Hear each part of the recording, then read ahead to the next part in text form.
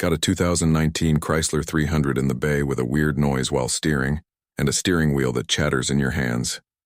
This one catches a lot of people off guard. Customer reports popping, grinding, and vibration when turning the wheel, especially at low speeds or parking maneuvers.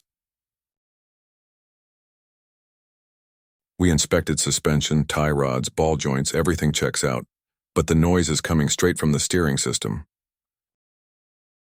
Found the electric power steering rack making internal noise.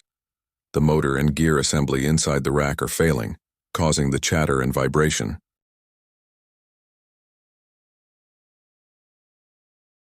And here's the bad news. Electric steering racks are not cheap. Parts alone can be expensive, plus programming after installation.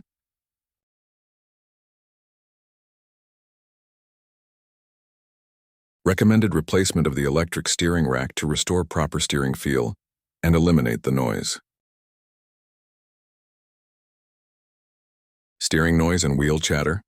Don't ignore it, especially on EPS systems.